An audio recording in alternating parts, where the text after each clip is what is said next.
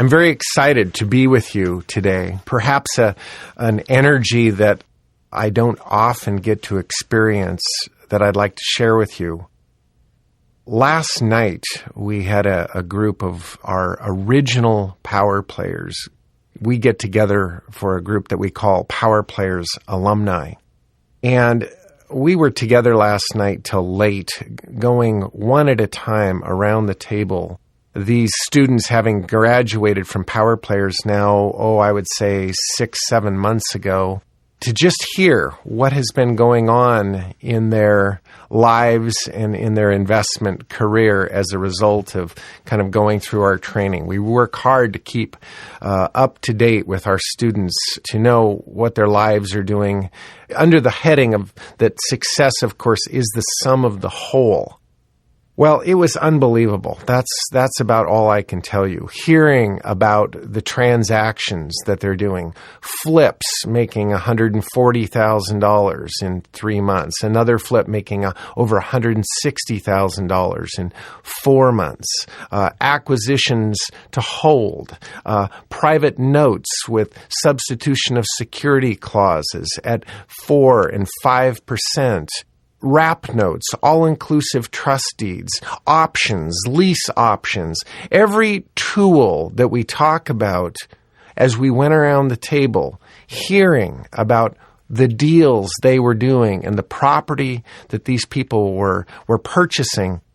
They were employing the tools, the toolbox that is acquisition and finance. But perhaps what hit me more was that they were employing the philosophies of success. And I would love to just take a second to at least highlight a couple of those philosophies of success that so impressed me.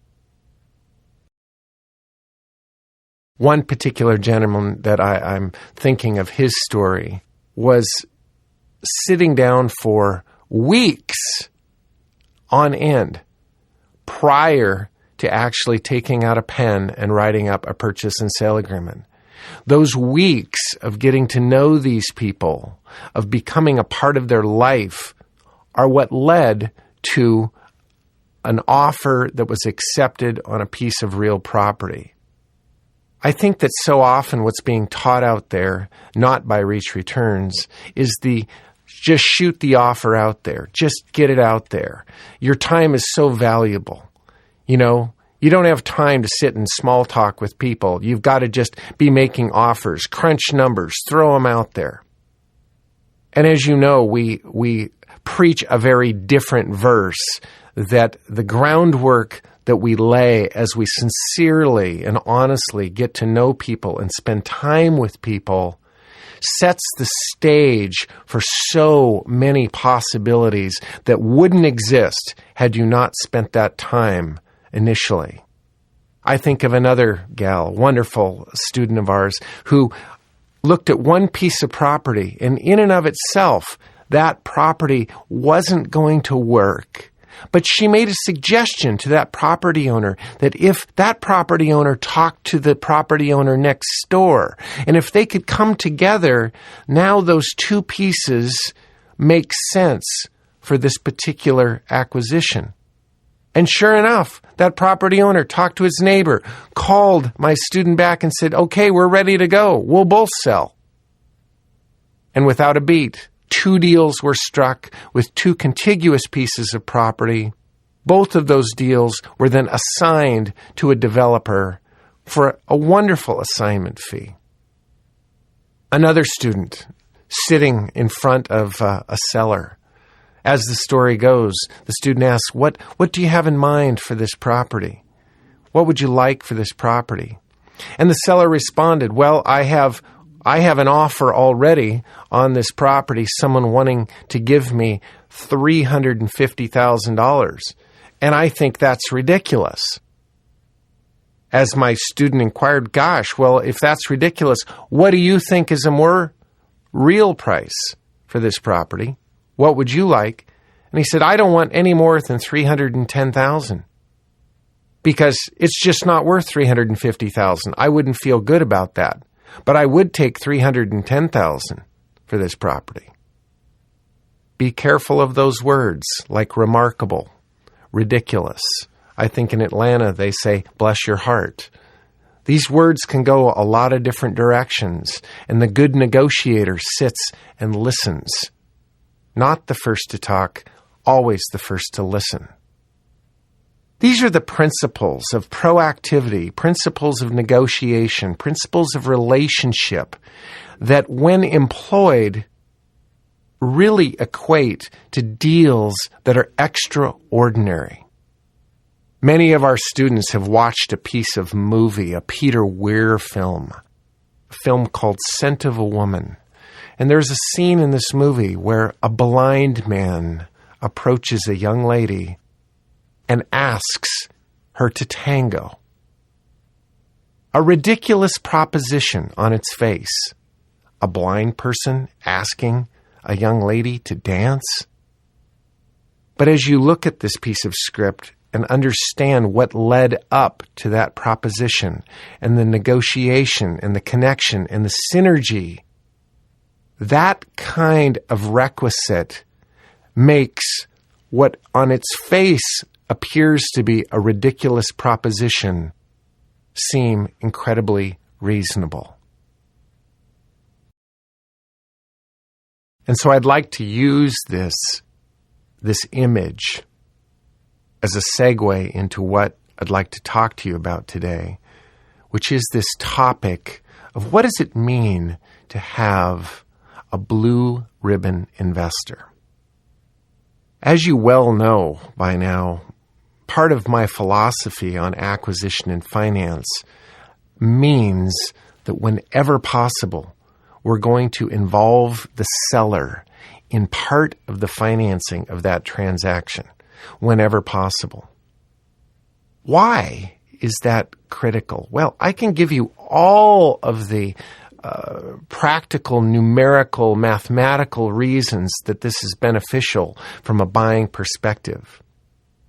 But today I'd like to talk to you about the more subjective reasons that translate into very practical reasons. And this is the transition. How do you take somebody who is a seller, get them involved in some of the financing, and what happens once you do that? Where do you take it from there? Let's take a simple scenario. I mean, just an all-day long scenario. Let's say that you have a $300,000 house. That seller owes $100,000 on that house. And so for the majority of that purchase, you're going to need to get some new financing involved. But let's say you're involving that seller in just 10% of that acquisition. That they were involved in a promissory note. They were the beneficiaries of that note for $30,000. Just 10% of that full purchase, you got the seller involved in the financing. Now, some would say that that's more hassle than it's worth. Just go get a loan, cash them out, let them get on with their life. But I'm going to try to paint a picture of where that seed of $30,000 can go if you treat them as a blue ribbon investor. That promissory note for $30,000 is going to be secured by a deed of trust, very likely on the subject property, possibly on another property. Every quarter, I'm wanting to suggest that you set up a face-to-face meeting with that beneficiary. And in that face-to-face meeting, you're going to come armed with a full-on portfolio summarizing the current status of their investment with you. If you've paid them interest only, let's say it's $30,000 at 6%, you're paying them $150 a month. That's an interest-only payment. Well, the principal hasn't changed, but I'm going to highlight that they have received payments for the last 3 or 4 months of $150, that those payments have been interest only. The principal I'm going to show them in black and white has stayed the same. Then I'm going to show them pictures of their collateral property and any improvements or updates that I've made on that property in the last quarter. thus underlying the collateral and its current status that collateralizes their invested dollar. If possible, I'm going to take them on a little drive by that collateral property, showing them the condition, what good shape it's in. I'm going to give them a current income and expense on that property, showing that that property is currently rented for these amounts and that my expenses are these amounts, showing that if I got hit by a bread truck tomorrow, that property has the ability to pay for the payment that I'm committed to making to that beneficiary. I'm going to take them out to lunch. I'm going to pick them up. I'm going to be dressed professionally. I'm going to hand them their quarterly summit meeting portfolio that summarizes these sort of things.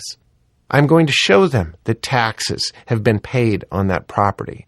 I'm going to, in my binder, include an insurance binder showing that they are named as a loss payee and that insurance amounts have been paid for that year. I'm going to over-deliver and impress them with what's going on with their investment. Why? Why am I going to do that? Well, there's two reasons, primarily. Is that as we sit and go over their portfolio, as we talk about their lives, as we look into what they're doing, their retirement, their planning, their other activities going on, in that discussion, there are two questions that I'm going to work into that discussion. Question number one is, of your other investments, the other parts of your portfolio, be them in real estate, be them in stocks, bonds, CDs, money markets, how are they performing? Are they performing at a steady, predictable interest rate that you can count on? Or are they volatile, going all over the board? What's the collateral for those other investments looking like? And do you feel comfortable with the collateral? What kind of experience are you having with those people telling you about those particular investments? Is your banker taking you out to lunch every quarter? Is your stockbroker taking you out to lunch every quarter? Are the people and money managers that you have your other investments with, are they treating you like me? I'm going to ask that question without really saying those words. Okay? The other question I'm going to work into this meeting is the question of referral possibilities that they have. Do you know of anybody else who's considering selling their property that you would like to have the kind of experience that you're having with me? Are there other people that you know that are looking to perhaps sell their building that want retirement income, and I could become a part of their retirement plan in the same kind of professional experience that you're giving these particular beneficiaries? And so I'm asking for, what's your other performing assets looking like? And two, anybody that you might know that you could refer me to that I might approach with your particular name, getting me in the door about other possibilities of purchase. Those are the two questions I'm going to ask. Now, here's what you find is going to happen.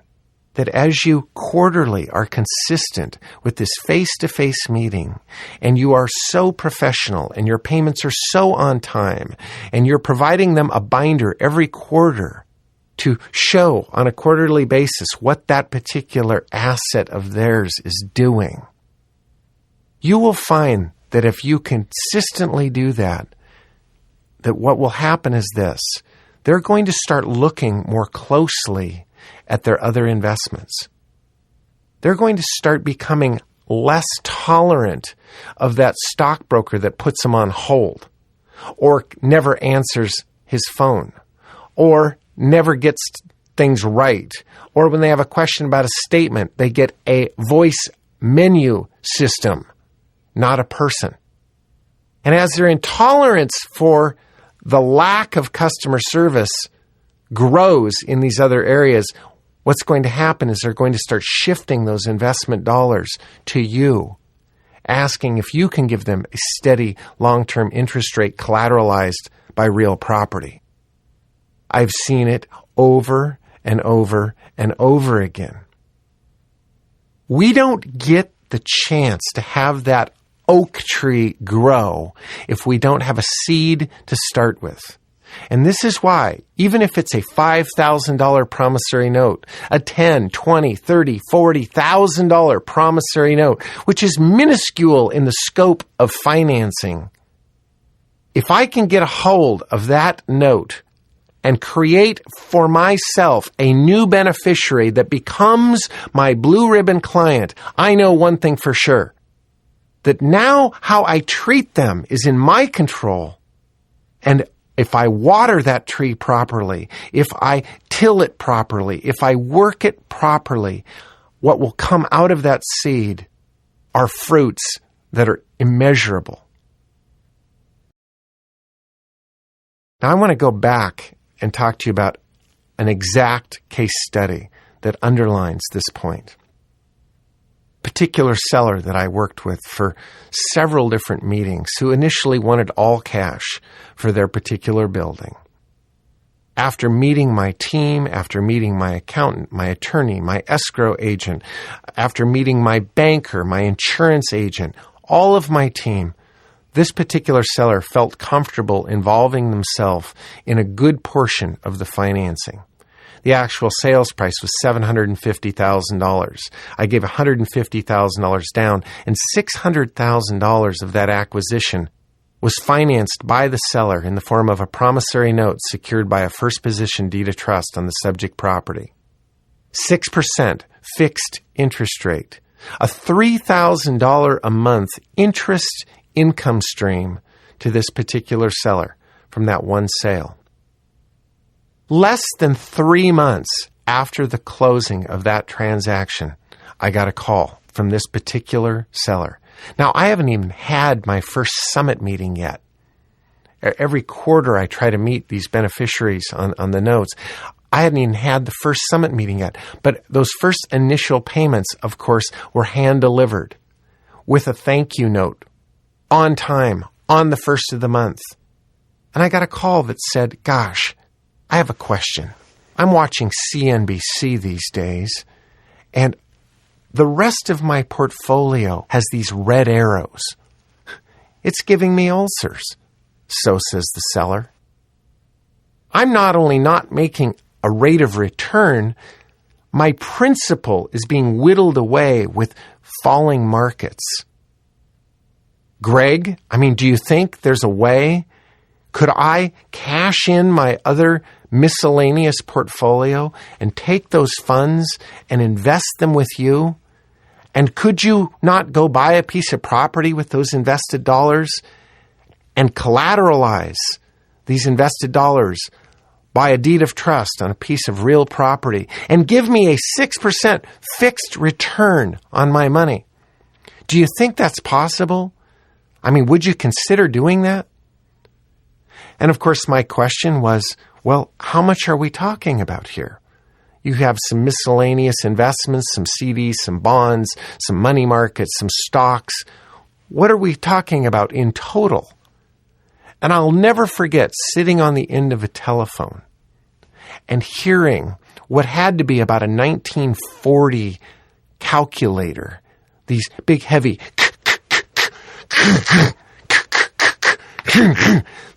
and as their statements were being totaled, the number came up to be just under $500,000.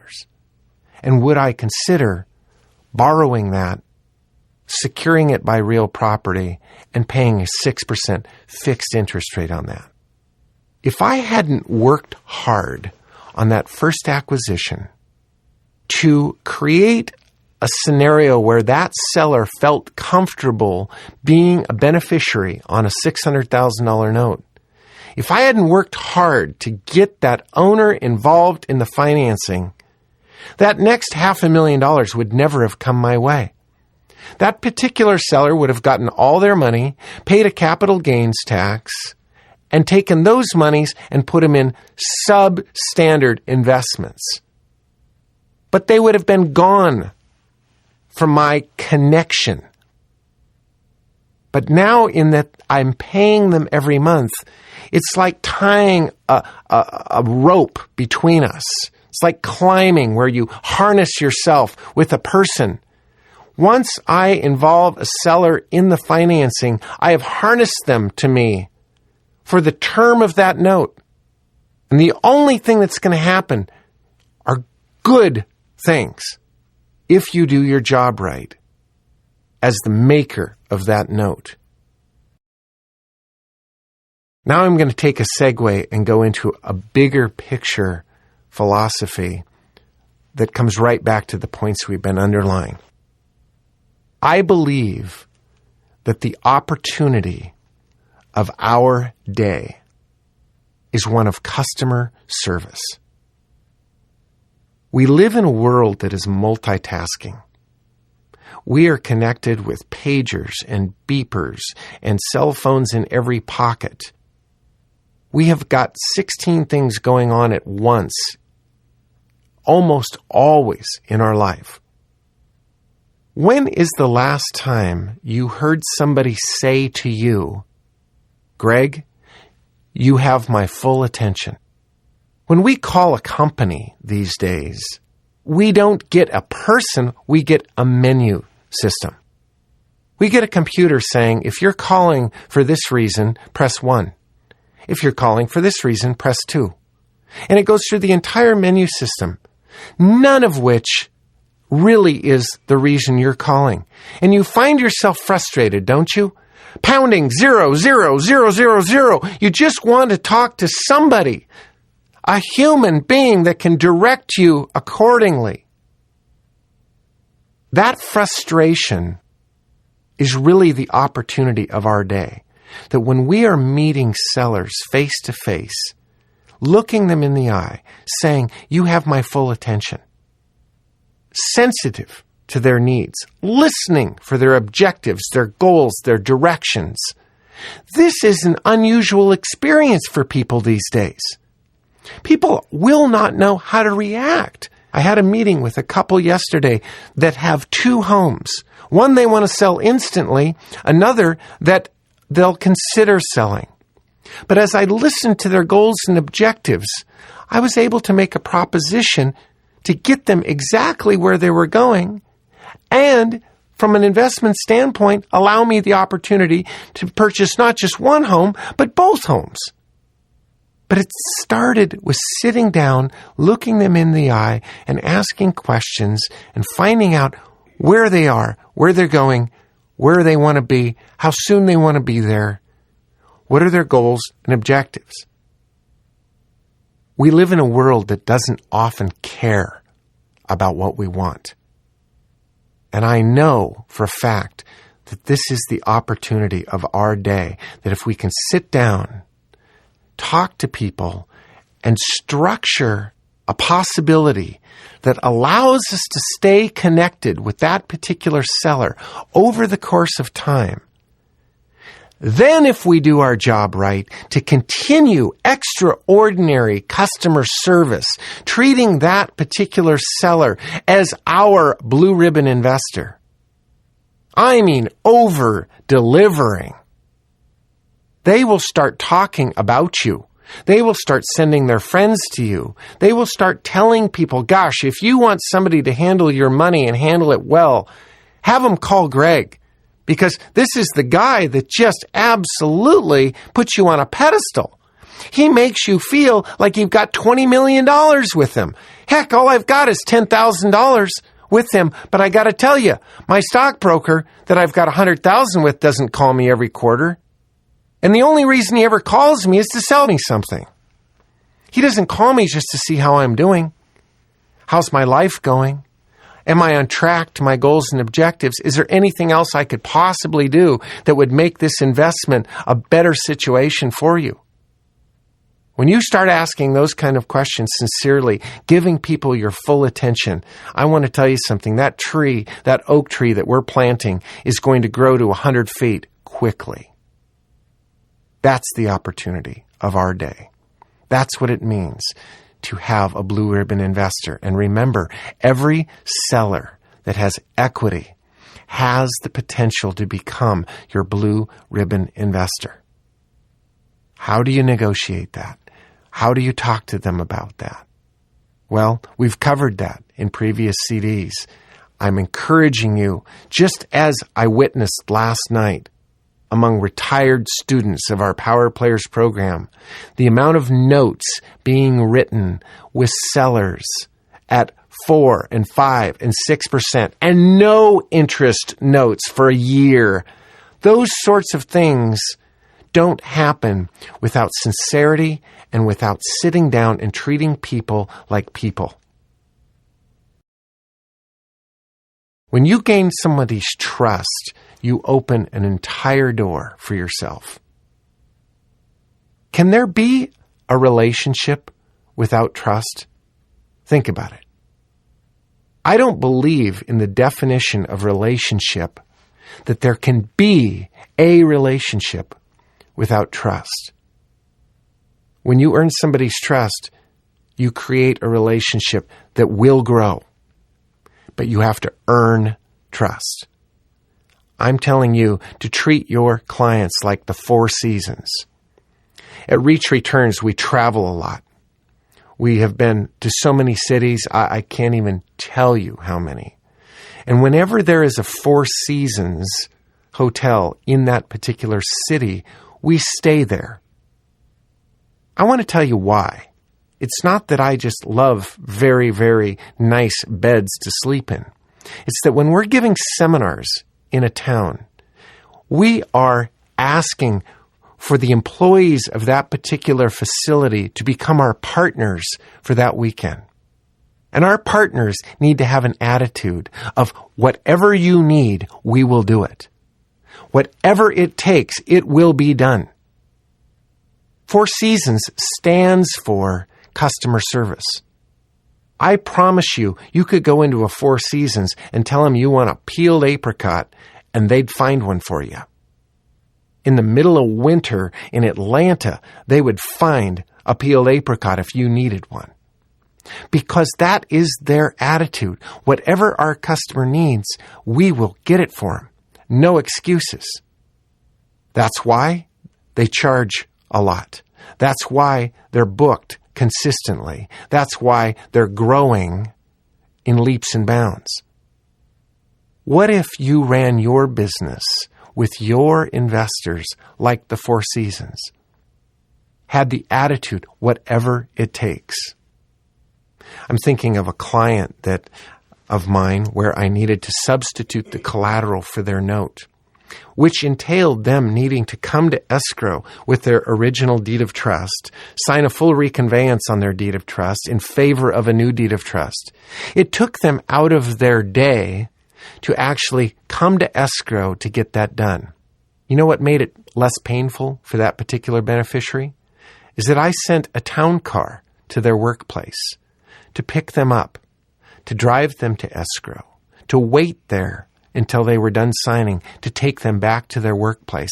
And when they got back to their workplace, there was a bouquet of flowers on their desk and a $200 gift certificate at a great restaurant in Seattle, thanking them for taking time out of their day to perform this escrow function for my benefit.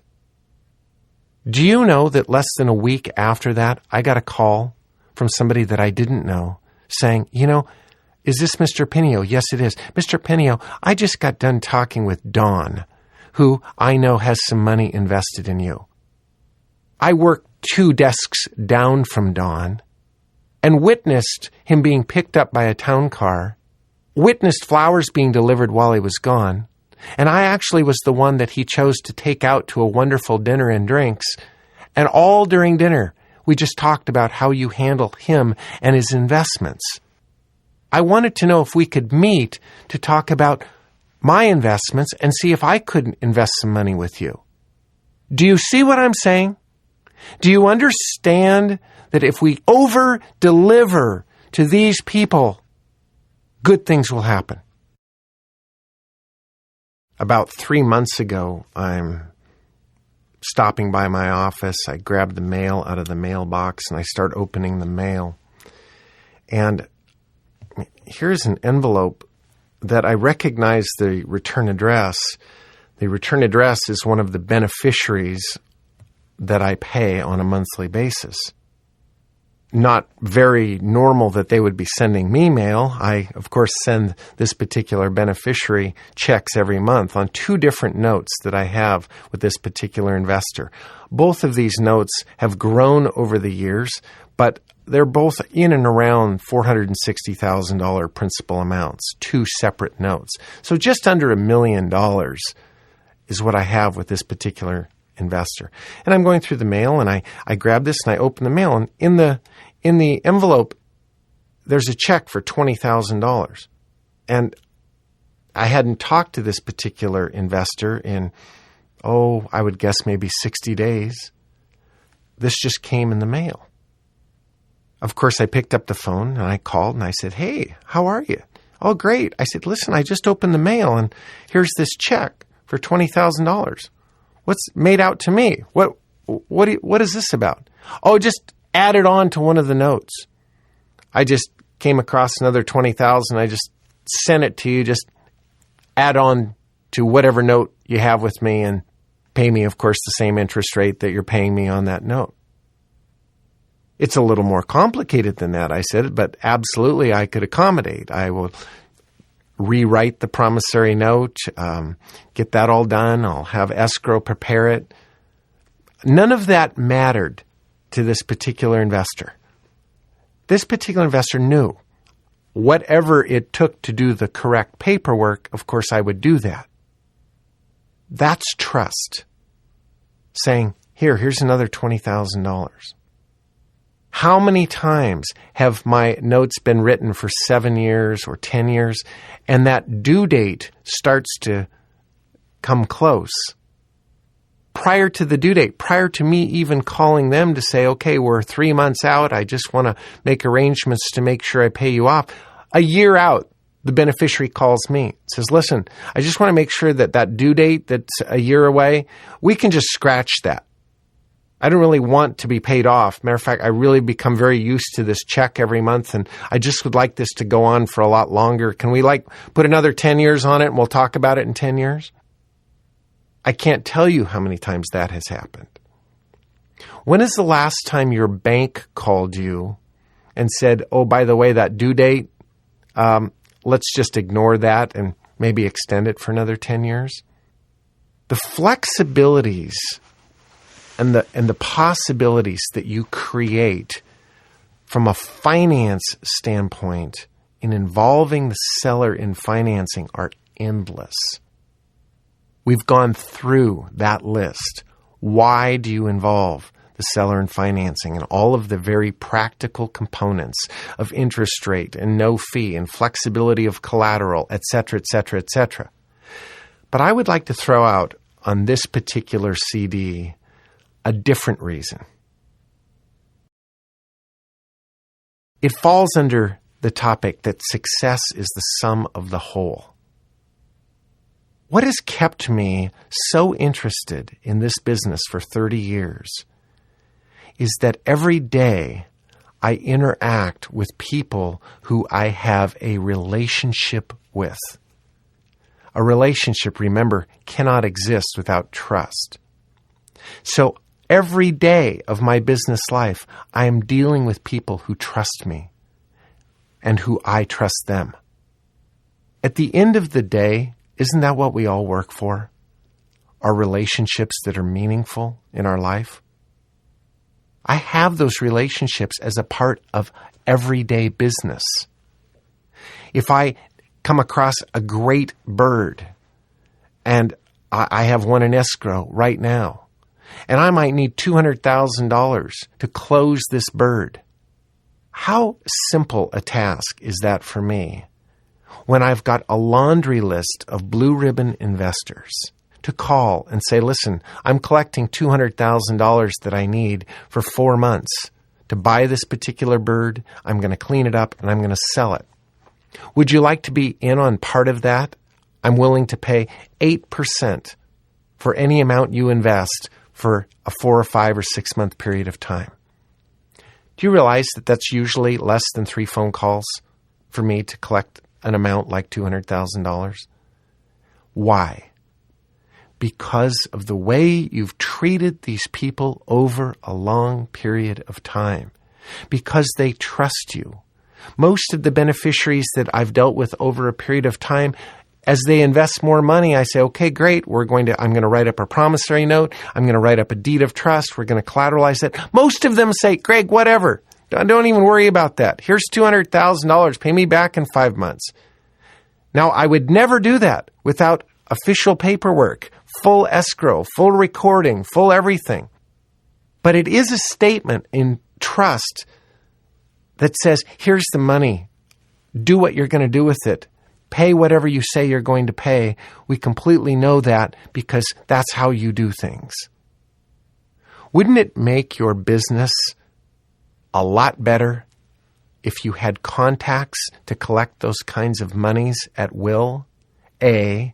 And B, if in doing so, the quality of life that comes with excellent relationships was part of your everyday business activity? I had breakfast this morning with a friend. I call him a friend. But it started out that he was a client. That's where it started. And I think back on the deals that I have done with this particular individual over the last 15 years of life. Every one a memory. Several of those buildings that I've handed to him as a client, he still owns. Great to hear of the options that he has in front of him as a result of taking on those buildings over a period of time. I have met with this particular client at least once a quarter for the last 15 years. This isn't a person that I pay on a monthly basis. This is a buyer of real estate. Remember, as we're out there developing relationships, we're constantly developing relationships with people who have money, people who have product, and people who are looking to buy product. Those are the 3 relational categories that you and I are hunting constantly. And when we find those people, if we then put them into the 4 seasons, as it were, and start treating them like our blue ribbon clients, it's amazing what happens to your business. They start referring people to you constantly. And your business grows because your contact base grows. Business is people. Let's remember that. It always has been. It always will be. And the greater our ability to create trusting relationships, the greater our business is going to be. I ask the question at least daily, if not several times a day. If I were in this person's shoes, what would I want? I look at a situation of a seller. They've got a house that is out of control. It's messy. It's got clutter everywhere.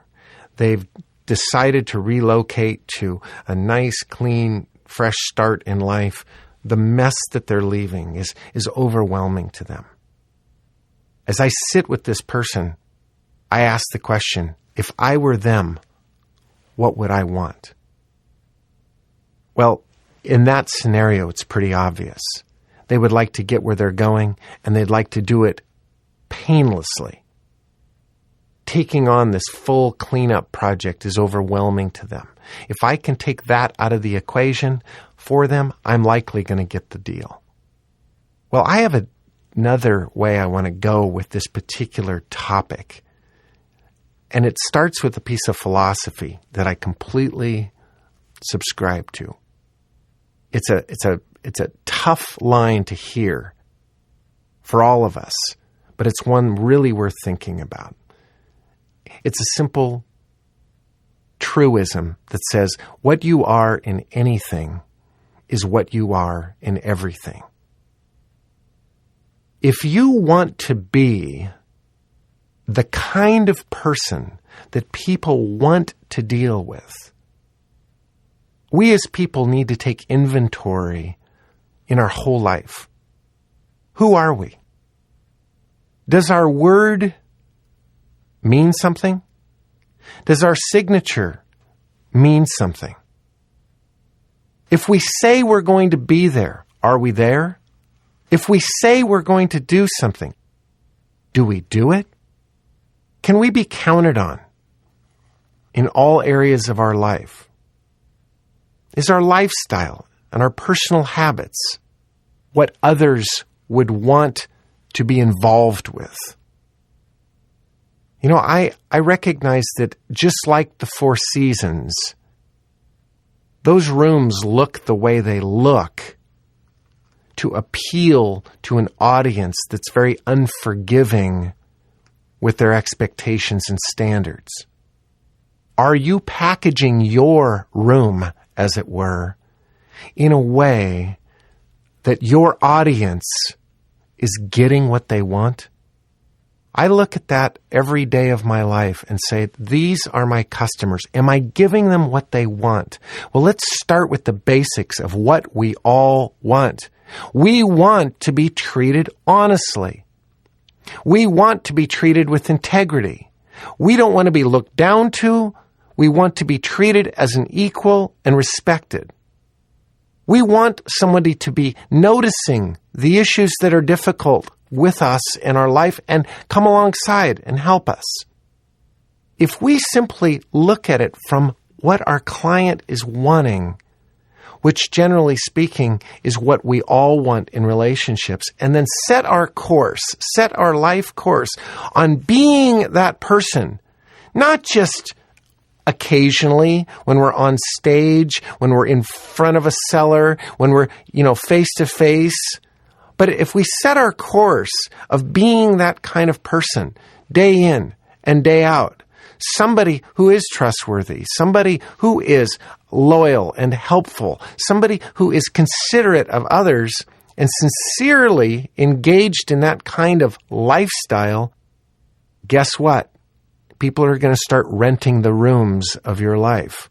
Just like the Four Seasons, you'll have no vacancy. Because that's what is the opportunity of our day. It's being the kind of person, being the kind of business that people want to deal with.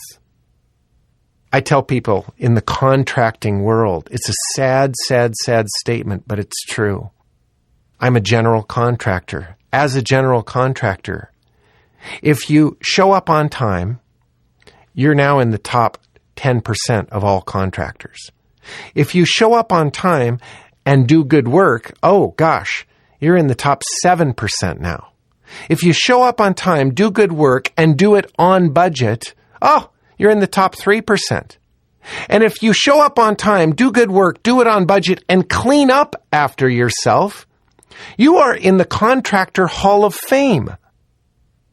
It's a sad statement, isn't it? That all you have to do is show up on time, do reasonably good work, do it for the price you said you were going to do it for, and clean up your mess, and you're in the Hall of Fame.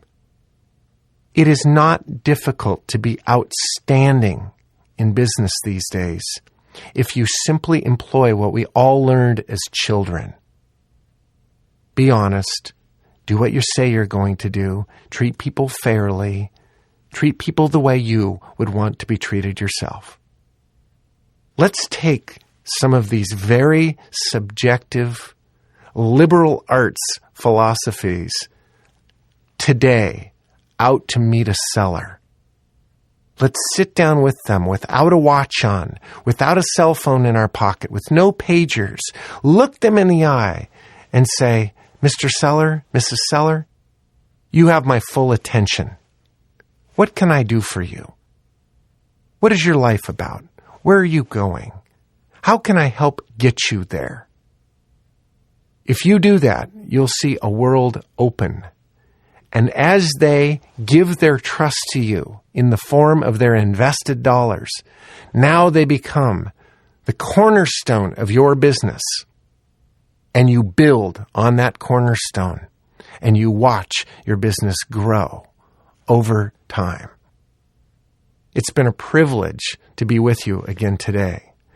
I'm looking forward, and as a coming attraction to this monthly program, I'm going to tell you that we're going to bring some of my students in to the studio so that you can hear of their experiences with sellers and how those sellers have entrusted those invested dollars with these people and how those businesses are growing as a result of taking advantage of the opportunity that is our day, that topic of customer service. As always, Reach Returns wishes you the very best of things, that remembering success, the sum of the whole. Talk to you next month. Copyright Reach Returns, all rights reserved.